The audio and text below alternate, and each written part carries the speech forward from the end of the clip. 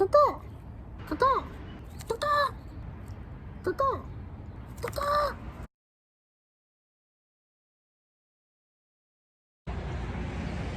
to Making Things. Hey there, everybody. Welcome to Making Things.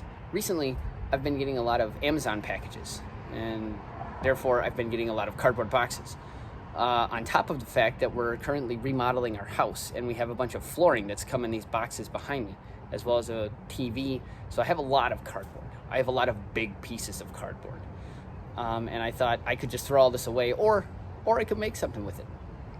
Today we're going to take a look at making cardboard animals. It's a fun activity. It's pretty simple to do. You need scissors and cardboard, really, and an imagination. Luckily, I have all three of those. So we're going to take a look and get started. So the first thing we're going to take a look at making is this cardboard dinosaur. It's really easy. It's just the main body and then two sets of legs. And we just cut some slits in them and fit them together. So then we have this bird. This bird is a little more complex. It's got a couple more pieces. It's got a slightly different method of fitting the pieces together in one spot, particularly the wings. However, it uses a lot of the same ideas and the same principles, and always all the same tools. So we'll take a look at making that in the second half of the video. First, let's get started on that dinosaur. All right, so this is my sheet of cardboard. It's huge. Depending on how large your piece of cardboard is will kind of determine how big your dinosaur can be. I'm going to try to make my dinosaur as big as I can. It'll show up better on camera for you guys.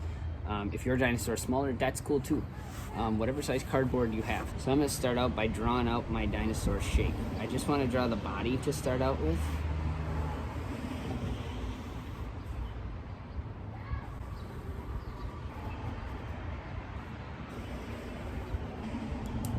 Okay. So there's my basic dinosaur body shape. It's okay if you mess up.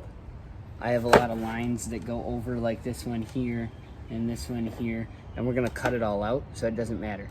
I'm using a pen because it's the only thing I can find in my house right now, but if you have a pencil, you could more easily erase the lines afterwards so that all sides of the dinosaur would look cool instead of just one side. I'm gonna cut it out now. All right, so the main shape of my body is cut out, and now I'm gonna start making the legs. I'll show you how I draw those.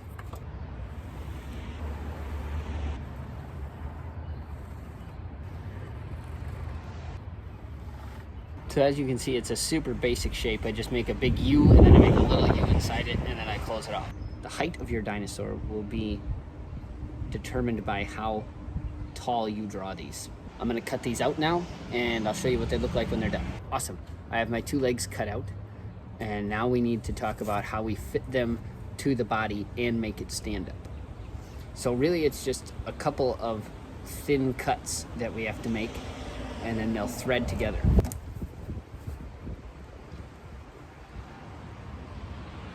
So I'm going to cut right down those two lines. It's a really thin cut. You don't want to make it too wide or your dinosaur will be too wobbly. You want that cut to be nice and thin and even just a little bit smaller than the width of your cardboard. So there's the width of my cardboard, and my line is just a little bit smaller, and that will make it so that my dinosaur stands up really nice and sturdy. Let's cut that out, and then I'll show you what it looks like. So a little trick is that I cut down those two sides, but then I left that piece in there and it sticks out the back. And I can just push it that way, and then I can grab on and I can just twist until it pops off. It damages your legs a little bit less if you do it that way as opposed to trying to cut it off. I'm gonna do that with the other one, and then we'll talk about the body. Okay, so the body. I need to cut slits about where I want the legs to be.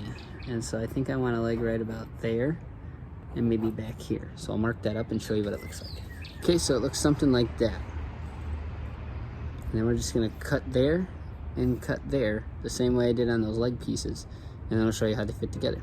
It is worthy to note that these slits that I made should not go too high. You can always make them larger if you want to, but it's very difficult to make them shorter. So I'd recommend keeping them short to start, and you can make them longer if you need to. The same goes with the ones on your legs too. All right, so now how these fit together. I have my dinosaur like this. I have my legs like so. And then I just want to fit those slots together and just push. I like to push underneath the legs like this.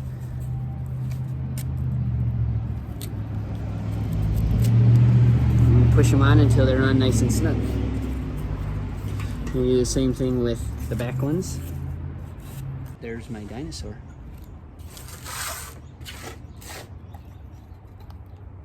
Now, if you push your legs on all the way and the legs are uneven, you have two choices. You can either scoot the legs out a little bit to make them longer.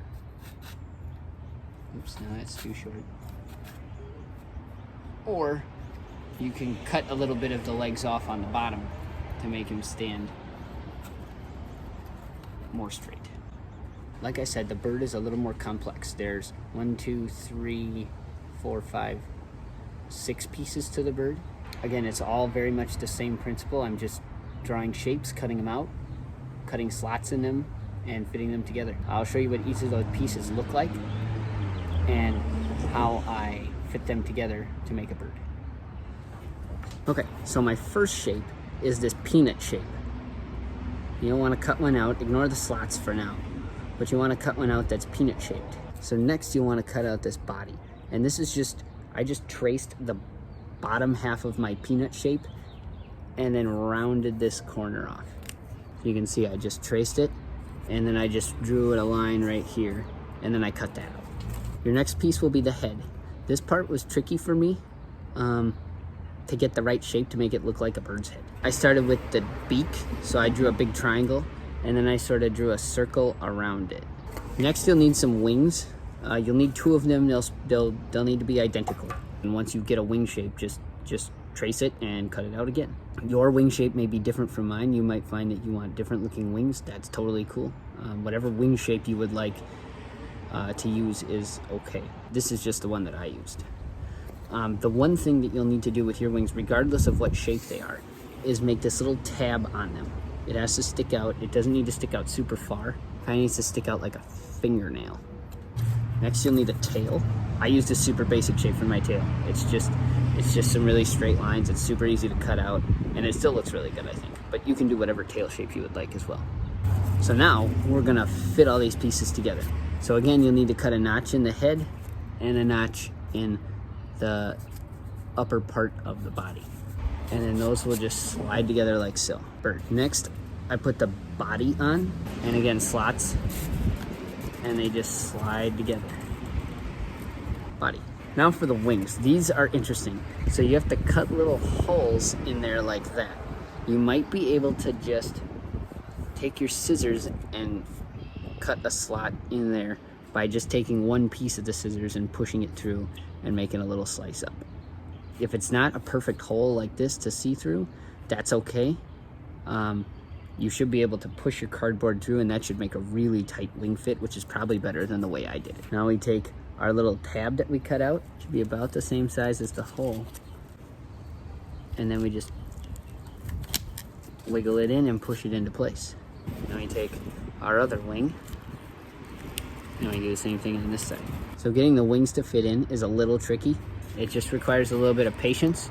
Now for the tail. This stumped me for a long time, how to get this attached. The tail's too skinny to really cut a notch in and still have it be sturdy, so I had to think of something else. And so what I did was right down by the slit that I made for my body, I cut this other little hole right here. Just a little skinny slit. Then I take my tail